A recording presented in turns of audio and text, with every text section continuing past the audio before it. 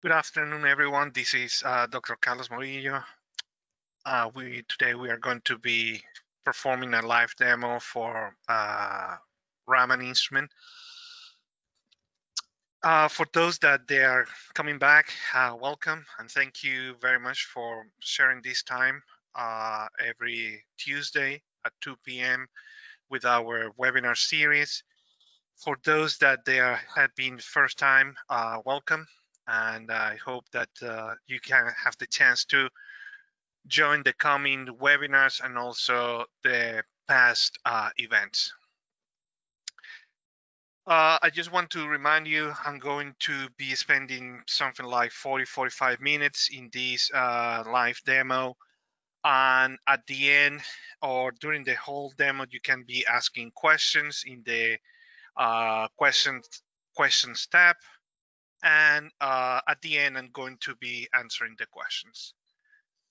First of all, I just want to say that for those that don't know JASCO, JASCO is the Japan spectroscopy company known in Japan as Nihon Bunko. Our R&D and manufacturing sites are in Hachioji, Japan. The founding members of JASCO are Yoshio Fujioka and Dr. Shinichiro Tomonaga, who shared the Nobel Prize in Physics and in 1965 with Dr. Richard Feynman for quantum electrodynamics. Some of our products, spectroscopy and chromatography products, are in this slide. I just want to invite you again to watch the previous webinars, especially those related with Raman, fundamentals, and also imaging for Raman, so you can have a better understanding of this webinar. You can go and back and visit them. So the overview for today, I'm going to be, of course, talking about the JASCO Raman spectrometers, and specifically on the 4500, that is the instrument that we are going to demo today. I'm going to be presenting three different techniques of the Raman microscope. One is what we call the quick Raman imaging, that is the QRI for fast mapping.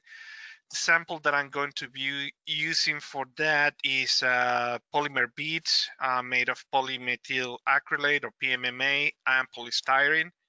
The second is the advanced search function that is designed for those samples that have a lot of particles, and sometimes the user have to follow and try to test all these samples.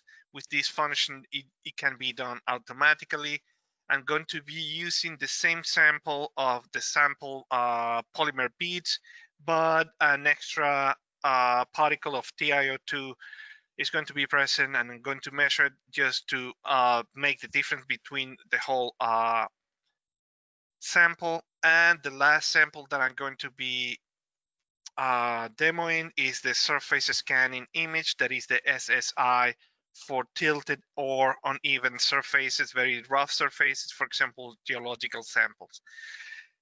Okay, so these are the different Raman spectrometers. We have the RMP, that is our portable Raman probe, the standard model, that is the NRS 4500, and the high-end models 55 and 75. The NRS series, user can use them for the high speed imaging. The focal length of the 4500 is 20 centimeters. With this instrument, we use only one detector, and is the CCD or the EMCCD. For more details, please review the webinar about imaging. This is more model for quality control environment and also academia. It can be used for microplastics, especially this search function is very useful for those researchers that they are working with microplastic of very tiny particles in the body waters. We also can be used for multilayer materials, carbon materials, impurity, and biological samples. So these, of course, the 4500 is controlled by the software and computer. I'm going to be showing the software of the instrument. This is our main instrument. Is a compact, our most common compact Raman system, and it have a very interesting features, and is a very automated instrument that makes it very useful, very easy to use for any novice user, especially for people that doesn't have the background in spectroscopy or for academic environments. The standard configuration of the NRS 4500 is only one laser. It could be 532, 785. This is the standard configuration. It can have up to 3 lasers. The standard configuration for the 532 is the 900 grading and 400 for the 785 nanometer laser. The standard configuration is a CCD detector and is air-cooled. Also have a stage that is an auto stage with a joystick. The Rayleigh rejection filter is the edge filter, and we have options for the notch of the E grade. A standard lens or is objective lens in the visible range 5, 20, and 100x. And also those can be placed in the near IR as an option. The standard wave range, wave number range, it goes from 8,000 to 100 wave number if the edge filter is used. But if we use the E-grade filter, we can go to those low wave number up to 50 wave number. Some of the automated features are the automated alignment of the laser, also what we call the Raman path, and the Raman path is just the whole optical path that the Raman signal travel from the sample up to the detector that can be automatically aligned. Also, we have imaging lenses, and those are 2 different imaging lenses that match the objective lens magnification. And as a consequence, we have an instrument that have an excellent signal to noise, and I'm going to show that in a couple of slides. So some of the advantages of the NRS 4500, as I said before, the standard is 532 and 785, but we have different options that goes from 405 to that 405 is more in the blue region, and we can go up to the 1064, that is the near infrared region. 457, 532, and 785 are highlighted in red. These are the standard laser lines that they are used when we add up to 3 different lasers. But of course, the other lines are optional. For the instrument that have a 1064 nanometers, the detector that is used is the in-gas detector. In those cases, for those samples that they are very that they fluoresce a lot, and especially for biological samples, the in-gas detector with the 1064 is recommended. NRS 4500 can hold only 1 detector, so that would be a fully dedicated 4500 instrument.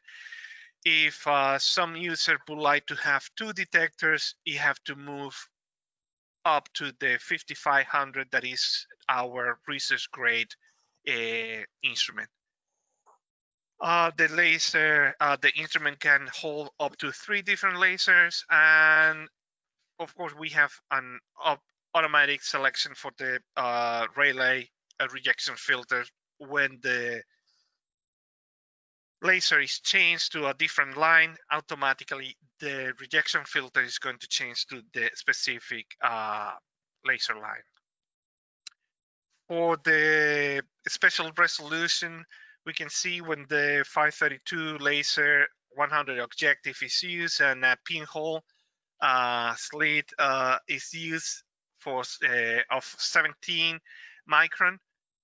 This is the special resolution that we can have, right? The whole instrument is class 1 laser safety. That means that the instrument is closed and locked when the instrument is performing the measurement of the Raman signal, of course, to avoid any damage or any hazard when the laser is used. Specifically, we mentioned that in our first Raman seminar. So some of the unique features from the NRS-45 system is the laser spot can be observed on the sample, so it helps when the user is making the measurement. Also, it can be switched between the measurement and observation mode, and the measurement sample or accessory up to 80 millimeter thick. I'm going to show you in the next slide how that works. And the instrument have a high stiffness, so that is going to minimize any drift introduced to the instrument by vibration or thermal. Is going to be a really reliable measurement. So this is the larger stages and samples, and this is what I mentioned in the previous slide. This is the 80 millimeters stage. With this space here is enabled to introduce heating stage or cryostats or environmental cells, or even for high and tall samples, we can use these deep stage that have a separation of 80 millimeters. So the instrument has a high signal to noise ratio, is because what I'm showing here is an schematic of how other manufacturers build their instruments. There is only one imaging lens. That means when a high objective lens or a low objective lens is used, the same imaging lens remains even when there is different focal points. And on top, for the high objective lens, we can see that there is a maximized measurement of the light. But when a low objective lens is used, on the top we can see that because of the different focal point, there is a loss in the light that is measured, and this light is no other than the Raman signal. The solution to that from JASCO is that we have a switching imaging lens that they are going to switch automatically when we go from low or to high objective lens. And actually there is the focal points is going to change depending on the objective lens, the focal point from the imaging lens. So that means that there is no light loss, and is going to result in high signal to noise instrument.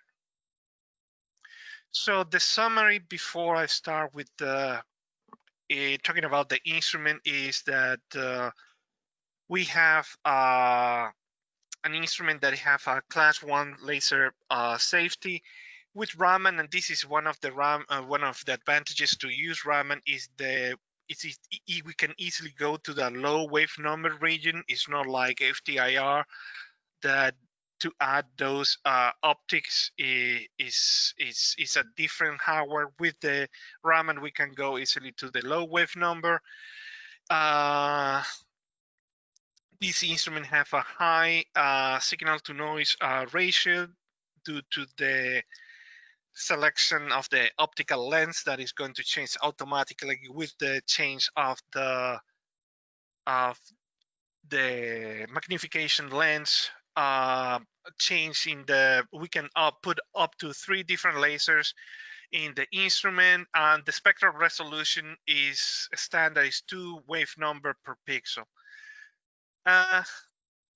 So I just want to talk about to the measurement samples. The first sample, or the first technique that I'm going to use, is the quick Raman imaging, that is the QRI. For this technique, I'm going to use the polymeric beads of PMMA and polystyrene. These are something around like 10 microns. I'm going to be using the 532 laser with a 900 grading, groove grading. The second measurement that I'm going to be performing is the advanced sample search. And for this technique, I'm going to be using the same samples, but I'm going to move to a location where I have some TiO2 particles, and I'm going to use this technique to easily identify and measure different particles, and they're going to be identified while the measurement is done, like you can see in the lower part of the slide, where it says like the measurement and qualitative analysis are performed simultaneously. When the measurement is done, we are going to be able to identify the particles, because I'm going to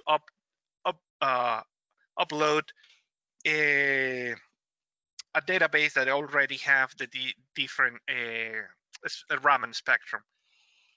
And the last technique that I'm going to use is the surface scan imaging, or SSI.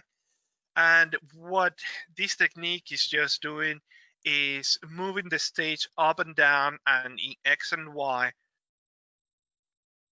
to have the maximum focus in a specific point and to have the maximum Raman signal.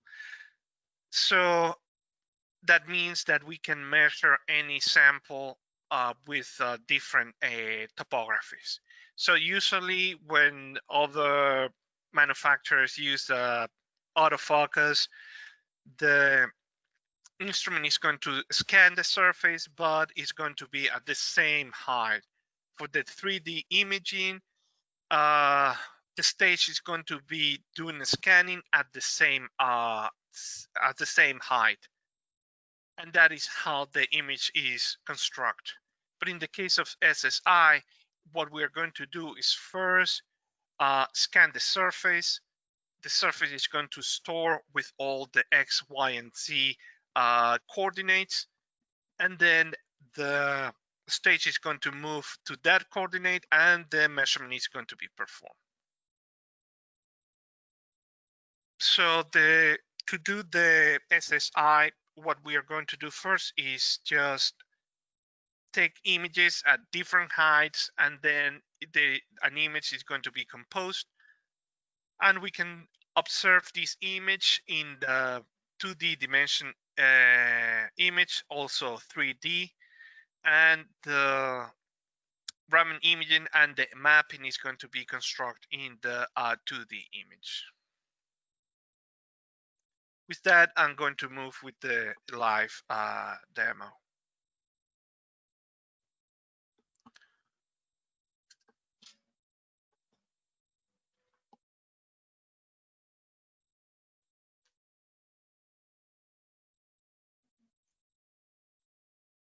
So what you can see in the webcam is the structure inside the instrument. This instrument have 3 different objective lens, 5, 20, 100. Also, I have an extra 50x with a long working distance. the 5X have the longest working distance, but it have a numerical aperture of 0.1. The 20X is 3 millimeter working distance, and the NA, that is the numerical aperture for this objective lens, is 0.4, and finally 100X is 0.9 numerical aperture. And in this aperture we have the we can say that we can measure more Raman signal with this objective lens. This is the automated stage, and we have what I mentioned. We have the long distance of the deep stage, so we can add different accessories, heat stage, cryostat, and environmental stage, and also long or tall samples.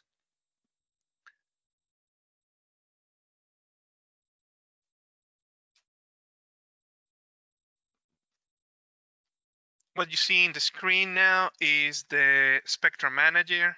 The Spectrum Manager is the platform of all JASCO instruments.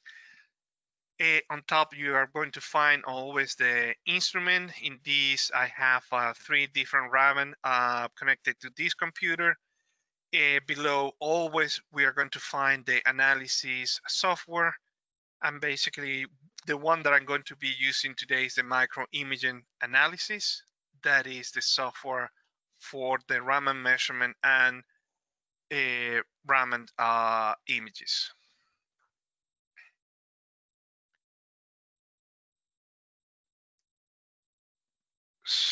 Okay, so this is our microimaging measurement software. There are a lot of icons on top, but the ones that I'm going to be using today are these 2 on the top, that is monitor sample, and also sample measurement. Below that, there is another tab that is called measurement parameters. And the 2 tabs that I'm going to be using today is the standard, where we can control exposure time, accumulations, and the range of the wave number range for the measurement. The other one is the configuration, where we can select the grading, laser, the detector. I can work on the different settings of the detector, the slit. If I click in this slit, we can see seven different slits. The smaller ones are the pinholes, that it comes in a circular shape, and there are 4 others that they come in a rectangular shape, and those are like 50. One example is 50 by 800 micrometers. So these type of slits allows to pass more signal to the detector, and that is the signal that goes to the grading.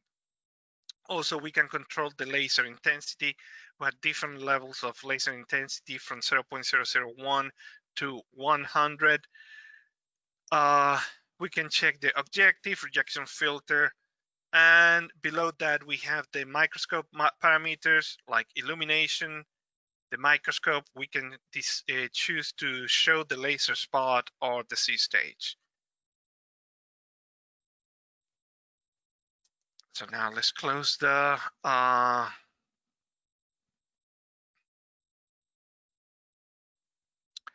door of the instrument. And now what we can see here is in the image is the polymeric beads. Since this is a automated stage, one of the cool features that we have in the Raman instruments is the what we call the multi-image. So when I click in this multi-image, I can create a mosaic of 3 by 3 images. So these 9 images mosaic is it's going to save all the coordinates. So when I collect this image that is here in what we call the multi image, when I click in that tab, actually I can zoom in and zoom out the image. So when I double click in any of these large mosaic, when I double click in that image, my standard preview is going to move to that location. I go back to the multi and double click there, and I go. So especially for those users or those researchers that are using, that they are measuring microplastics or very small particles, this function is very, very useful. Of course, I just did the 3x3, we have 5x5, 7x7, or specific area that is much more larger. Okay, so the first measurement that I'm going to make is the QRI. So for that, I already load up my parameters. So I just open here. I have different files for each parameter, so I just have to click there and I just go back to the previous parameters so you can speed up your measurement. So I already have like a grading of 900, green laser. I selected already the slit. The power of the laser that I'm going to use is 25% of the laser. I'm in the 100x objective lens. I'm going to use 25 milliseconds and an accumulation of 1. The reason why I'm using such small time for the exposure of the laser is because the measurement is going to be very fast. The stage is going to be very fast. So the intensities for this measurement is low. So what we use for this type of measurement is a different detector. It's a CCD detector, but in the mode of EM. So that is the electron multiplying. So that what it's going to do is just first is going to increase the signal. It's going, of course, it's going to increase the signal to noise ratio, and even we are going to be doing the measurement fast, is going to be able to do a very clean measurement. So we have the polymer beads, we decide all our parameters, we are in the mode to make the mapping, we are in the QRI scan mode. We choose to make a lattice, so I just have to drag the area that I'm going to do the measurement, and here we can see all the points, and this is just a lattice, all the points that they are going to be measured. So I just decide to go 20 milliseconds, and then we go.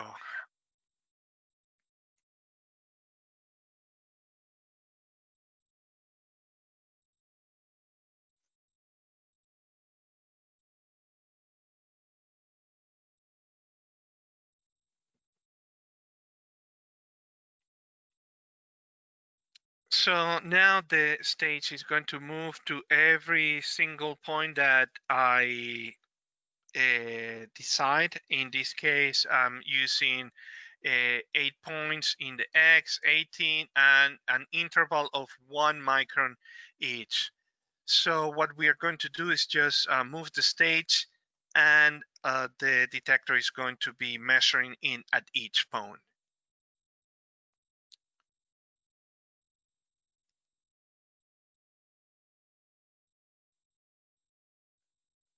Okay.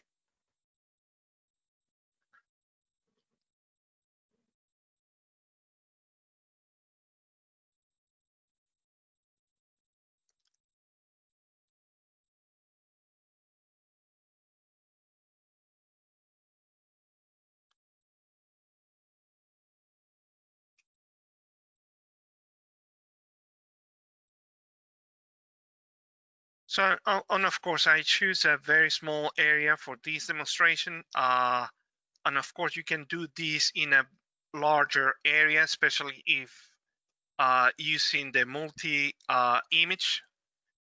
So in the multi-image, we can zoom in and actually create a larger area to do the measurement. So especially this mode is designed for very larger areas than these that I choose now, and especially for those measurements that it can take hours to do it. The measurement that I just did, it took 10 seconds since the moment it started to do the measurement. So, and then I'm just going to send this measurement that I just did to our micro imaging analysis software. In here, we can select the area that we are going to use for the analysis of the image. So what I'm going to use is part of our software that is called Analysis Wizard. And this software was designed for those users that they are really new in the Raman analysis. And what we are going to have is just a window that is going to indicate the different steps that they are going to be followed to create the image. So the first step is truncation, and we just click OK, and truncation is just selecting the wave number range where the analysis is going to be done. Smoothing is going to smooth the data. Now we are going to do the noise reduction.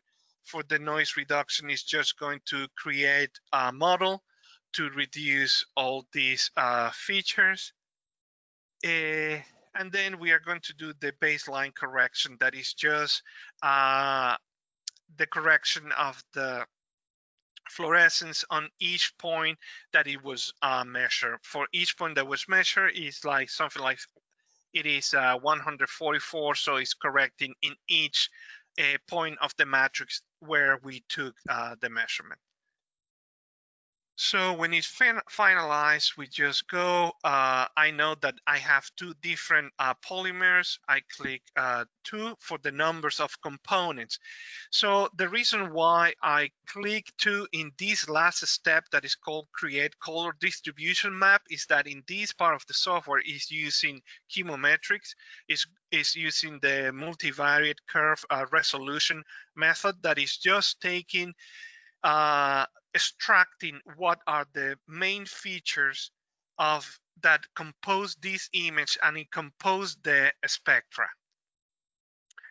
We just select which are the map, and the software already make the map for 2 different elements or components. I'm going to overlap those 2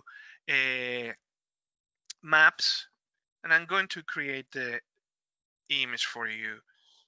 In the right top side of the screen, we are going to see the 2 different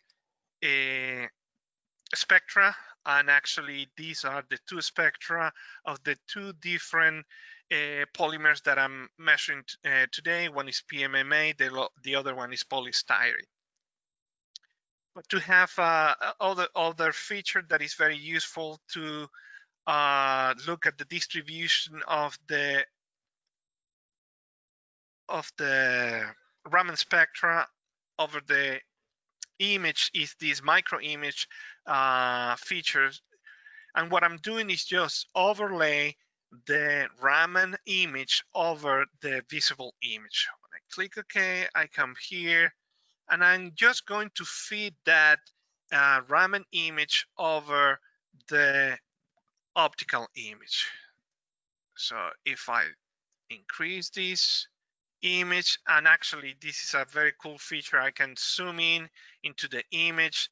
So now we can see the distribution of the 2 polymers in the image. So, and actually I can hover over the image, and I can see the two different spectra that I just decide to map, and I just measure. Okay, so that is our first measurement. This was QRI, that is quick Raman imaging. And we can create the Raman image and the distribution of the different polymers.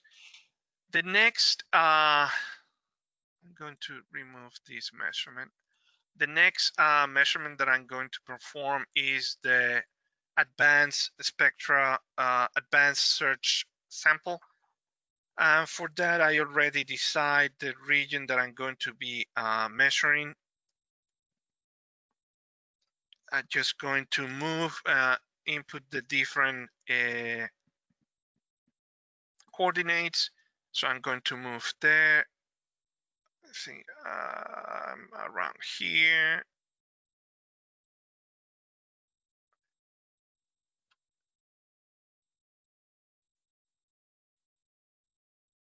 Okay, so let's change the focus because the different image that I have a different height.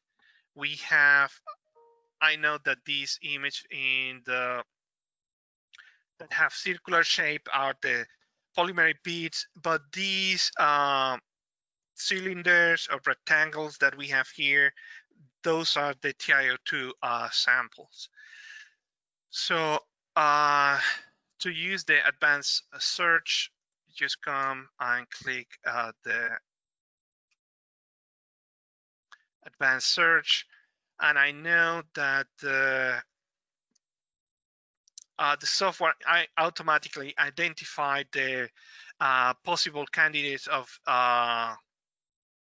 samples. So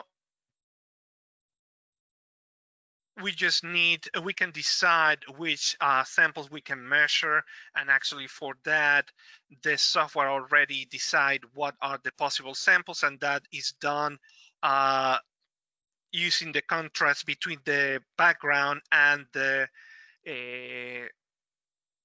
different contrasts between the samples. That means like the samples that they looks a little bit darker, they are going to be recognized as a possible sample.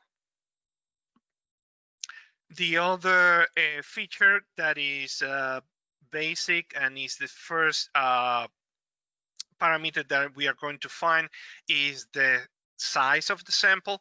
So I already decide that my range or my threshold is going from 1 micron to 78 microns, and that is what was identified here. So in this moment, I can ask the software to search and give me what are the different possible candidates. So actually, I just want to measure these 5 here. So this area is not for my interest. I just can remove that. These other sample, I can remove this, and this I can remove this one.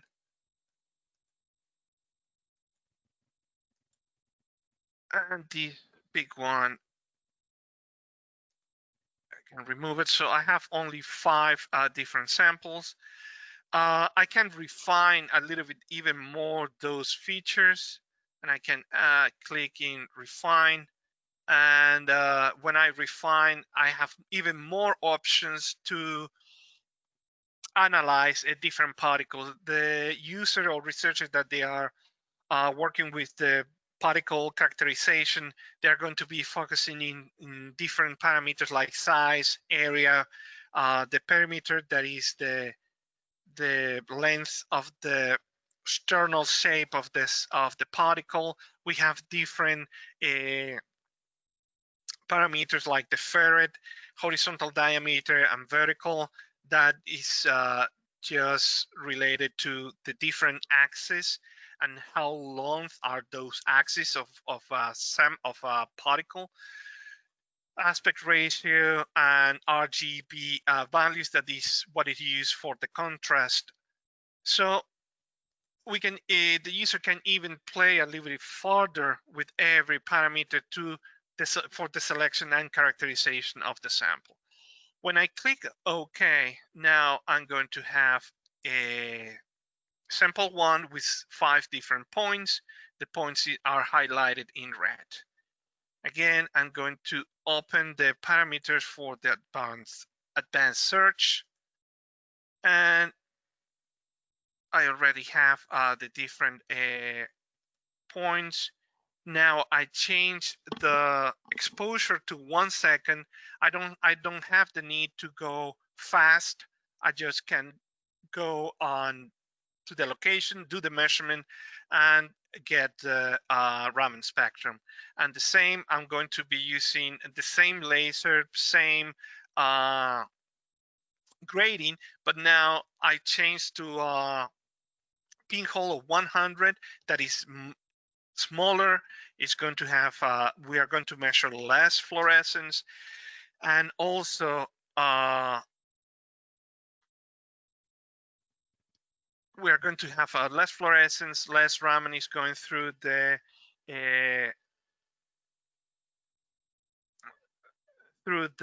objective lens, and finally to the slit and the detector. So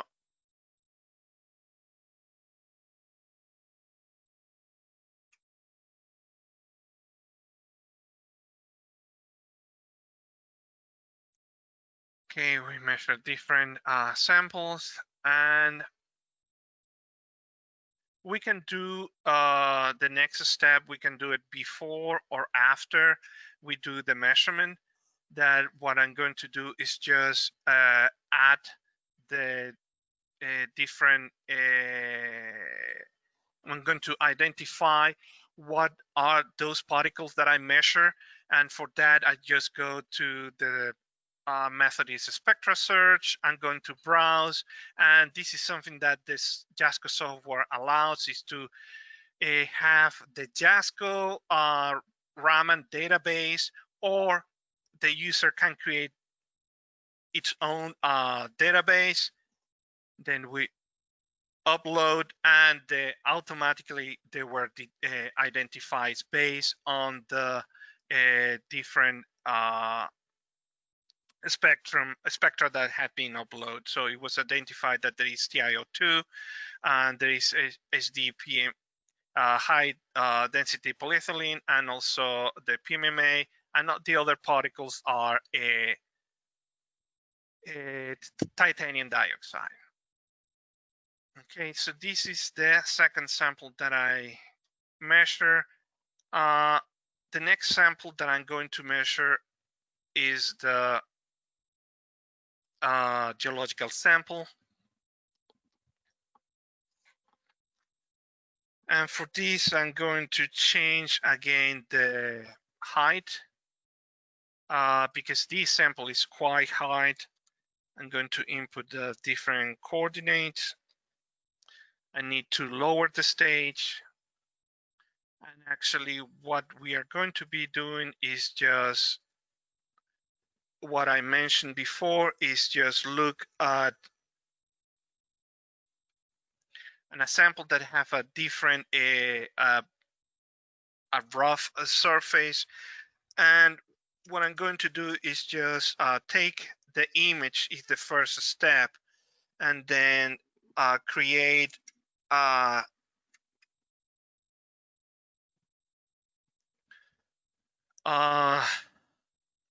stack image of the different heights.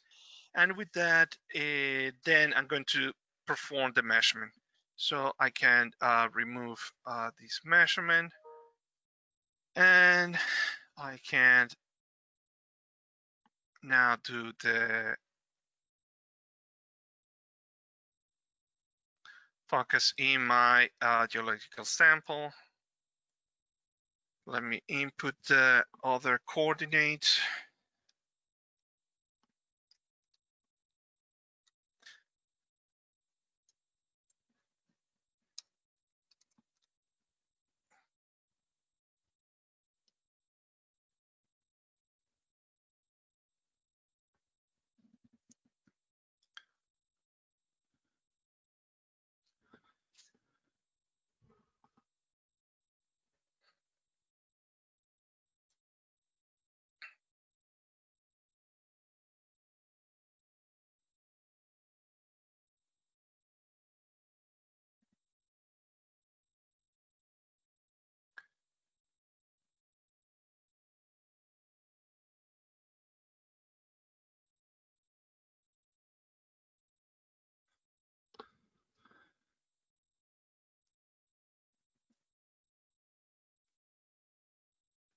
Okay.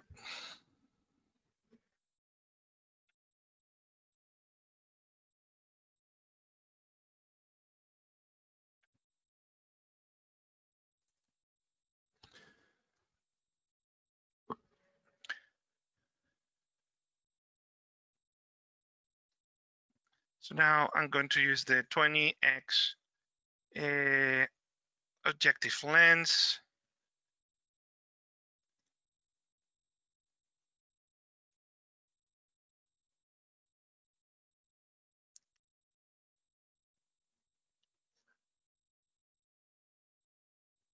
And now I'm going to construct this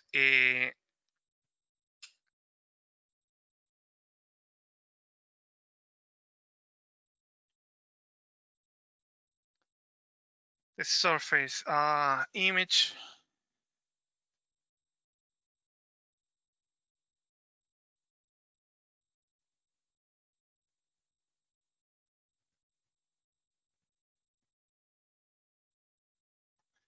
So, and here what we have is what we call our multi-focus image, and we can look in the 3D view.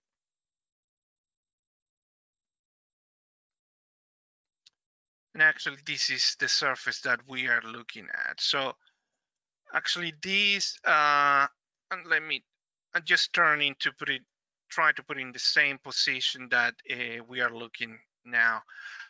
So what we see here is just some incrustation of calcium carbonate. I know that this white part here has some calcium carbonate. I know that it have, if you can see, the sample is not flat, it's not mirror-like, it's not polished, it's really rough surface. So actually we can change some of the parameters to look better into the surface of the sample. And if we change, click, I'm going to close this window. Now we can see that that is how actually in 3D how the surface looks like. So trying to measure this surface with conventional Raman system, the image is not going to be in focus. As a consequence, is going to be really challenged to do this type of measurement. So since this sample is a geological sample, geological samples fluoresce, they fluoresce. What I'm going to do now is just change to the red laser. So as you can see in the bottom, this is just a reminder for the user. All the letters changed to red on the bottom. You can see that the laser is 785. I already uploaded. I have a file with the parameters, so I just need to upload, and I'm going to do it again. I just need to upload that file that I already decided that is my geological sample, and I already did that. So you don't have to try to find out those parameters again. If you find an optimum set of parameters, you just save, the user can save that as a parameter file, and that is going to be stored, and you just can call it later. So for this measurement, I'm going to lattice, I'm going to standard, and I'm going to click here SSI. I have intervals. Now the intervals that I choose, they're only 10 by 10 micron. I'm going to choose this area. I can zoom in here. Let's increase a little bit the light to see a little bit. This is the multi-focus image. We can zoom in a little bit more. Choose this, the sample. We're going to decide what is the lattice, and again let me close this one. I have this here, and here we have each point where it's going to make the measurement. So I need to update the optical path because it's changing from the 532 to the 785. But what we are going to be doing now is just changing and doing the measurement in each point. It's going to move up, down, and now it's going to make the measurement in the X, Y, and Z coordinate. So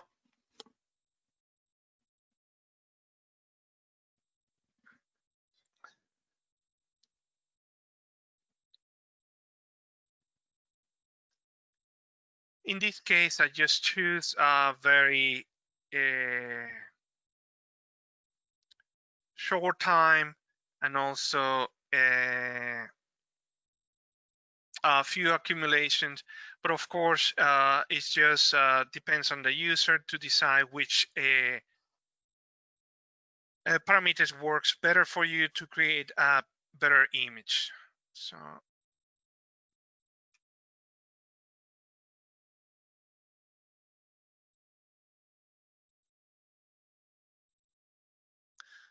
what we're doing is just measuring in each different point. I'm just going to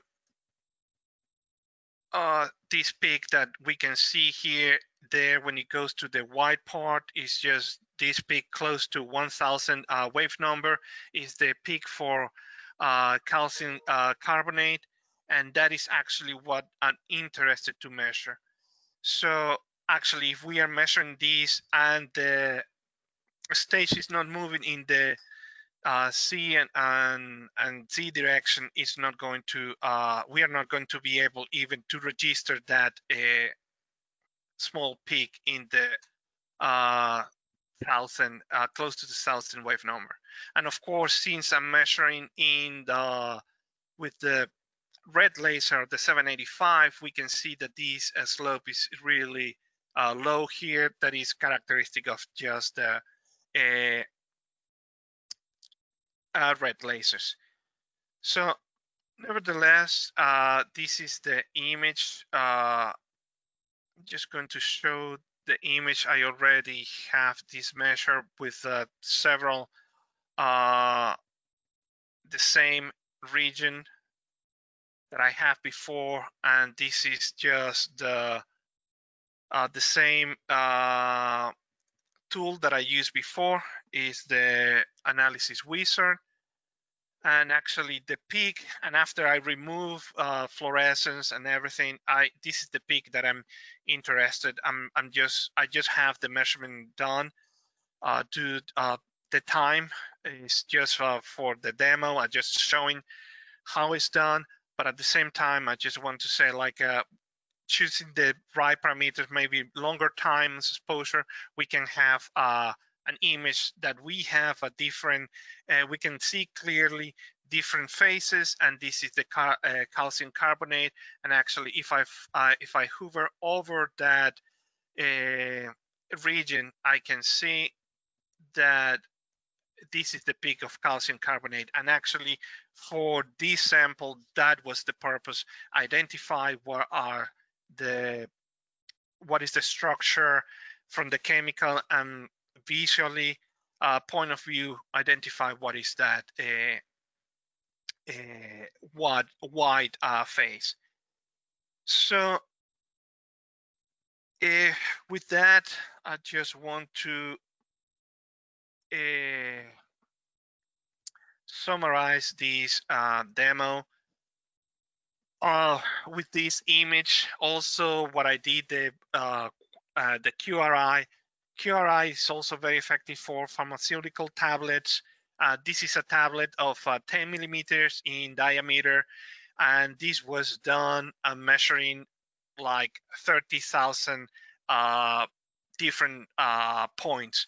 the image that I used for the polymer beads, it was just something like 144. It took me something like 10 seconds. But for a sample like a pharmaceutical sample, it would take something like 50 minutes or 60 minutes for this sample. But with other instrument that doesn't have the capability of quick Raman images and automated stage that is and fast detector, is going to be really challenging. And actually some of the users take hours, like 24 hours or more, to make a measurement like this. With the JASCO instrument, it's possible to do it in a few minutes. Summarizing this demo, well, I used 3 different techniques. The first one was the QRI, that is the fast mapping. We have an automated stage that is moving fast. We have a short time that was set up in milliseconds, and we're using an EMCCD detector to increase the signal and to collect a lot of data, especially for the MCR software, that it needs a lot of input to create those nice Raman images.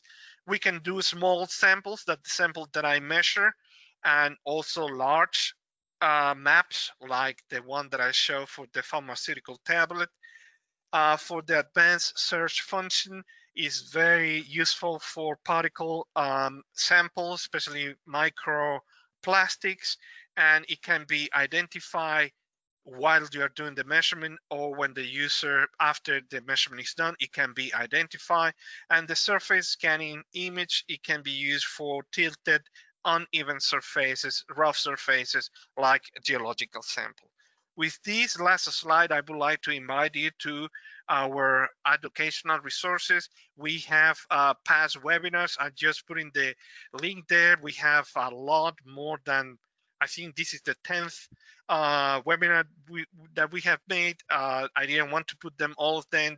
Then later you can click in that link and go and visit or revisit those webinars. We have ebooks and tip and tricks, posters. Check the knowledge base, where we have different journal articles collected in our website for you to look at the different references. And the last is, this just came this week, is our study on COVID-19 using circular dichroism spectroscopy. With that, I just want to thank you to everyone. Next week, we have the webinar with Dr. Sherry Hemmingsen on Tuesday, June 30th at 2 p.m. And we are going to be looking at an application of fluorescence spectroscopy. The other fluorescence webinar was excellent, so I strongly recommend you that you look into these, guys. So with that, I just want, if you have questions, please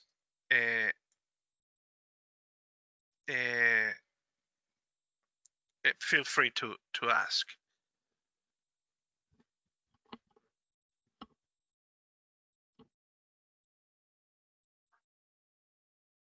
I have a question. The first question is, can the SSI create images like AFM? Well, you know that AFM and Raman are totally different principles. They can be combined, but remember, the AFM use a cantilever tip that is hovering over the surface, and actually the Raman is collecting the data. But yeah, the SSI, what it's doing is just collecting or creating all in focus image, and then measuring each point at each specific coordinate.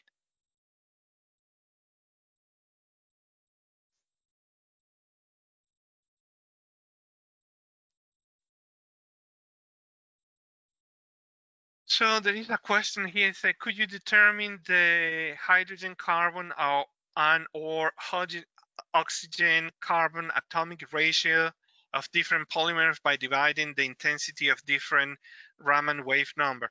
Well, you have each frequency correspond to a functional group. So you can have a relation between those different functional groups, and actually our software can do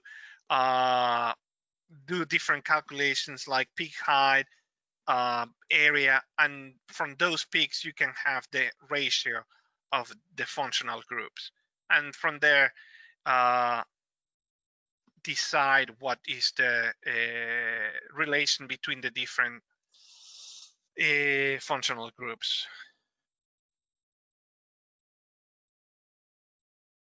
So we have another question like, what is the tallest sample the standard stage can handle? That is a very good question, but usually it's several millimeters. But of course, if you want the really tall, you can go to the deep stage. I can double check that. I can get back to you.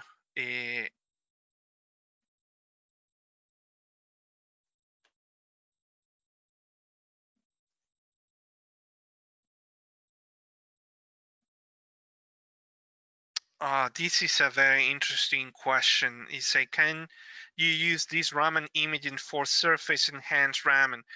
We can use the surface, and we can of course we can do surface enhanced Raman. And remember that what is enhancing the Raman signal is the substrate where the sample is placed, and usually these substrates are made of gold nanoparticles, and what the gold nanoparticles are doing is just increasing the Raman signal to measure these usually liquid samples. So yeah, it can be done.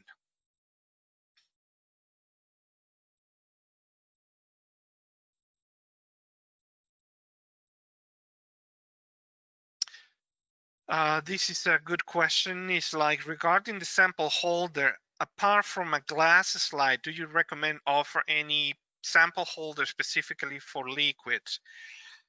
For liquids, we can offer what we call our macro accessory. And usually what we do is to put the liquid in a vial, and the macro is just a macro lens that is directed to the vial, and it's just doing the measurement. That is one way to do it.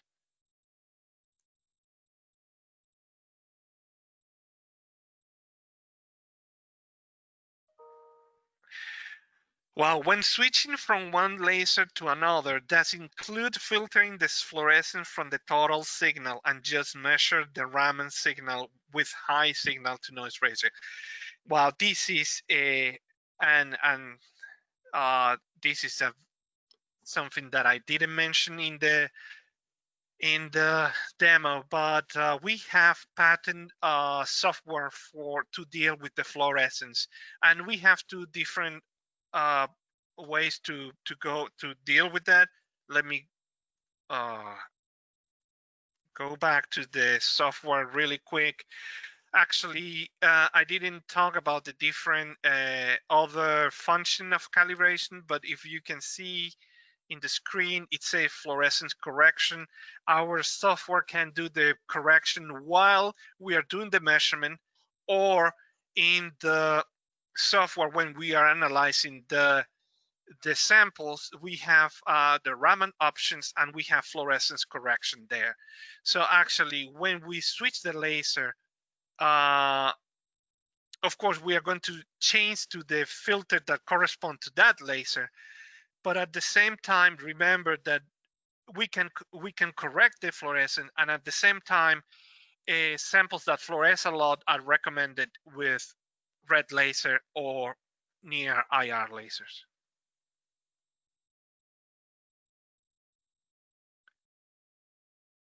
Yes, the the presentation, the slides, and the recording are going to be available soon.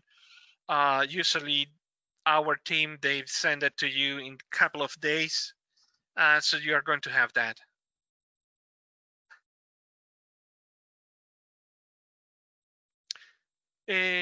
When you are doing nanocrystal suspension, maybe the question is, can we measure nanocrystal suspension and single crystal using this technique? I think that the way to go is using SIRS, but that is something that I think it needs to be measured before I can tell you yes as a definitive answer. But I think, yeah, the way to go is with SIRS.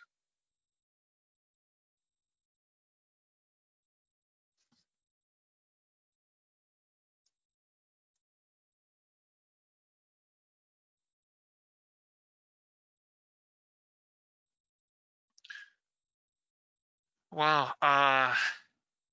Can Raman be used to quantify glycans for a glycosylate proteins? Well, the glycosylate proteins are very easy to characterize in FTIR, and actually, I would say that because both techniques are molecular vibration spectroscopy techniques, I would say yes, it can be done with Raman. But the question is, which laser can be recommended? I think that in the case of proteins, I prefer to go with a red laser, a 785 or 1064 laser.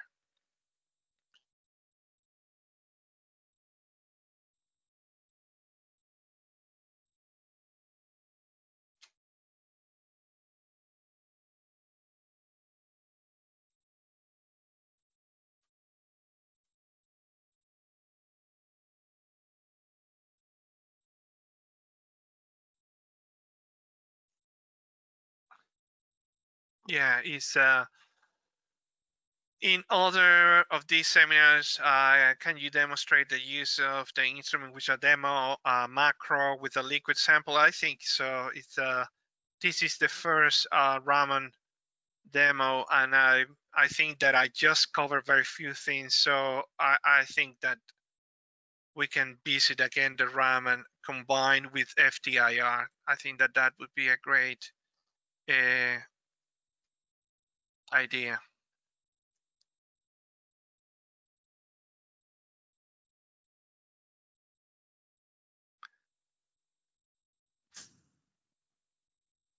So I have another question. What would be the laser wavelength recommended for concentrations in millimolar excipients? It's going to depend on the sample, but I can tell you that I have measured very small concentration in the order of picomolar with the instrument, and I did it with a 785 laser. So if you ask me, I think that it can be done a millimolar. It depends on the sample, but if it's something biological or protein or something like that, red laser.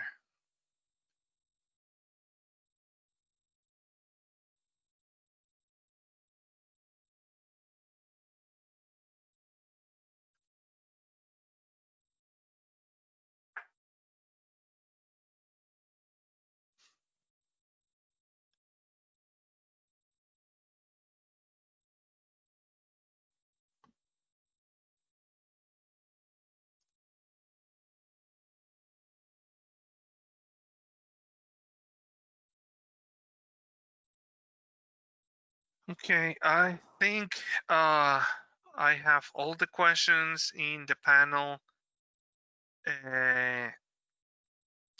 Just want to. Okay, there is one last question.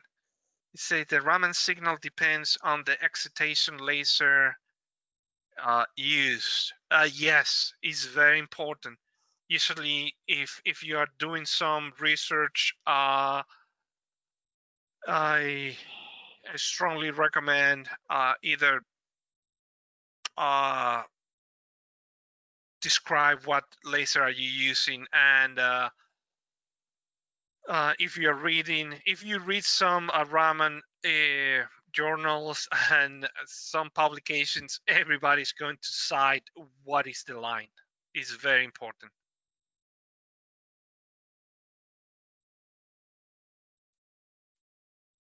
Okay, so I think that is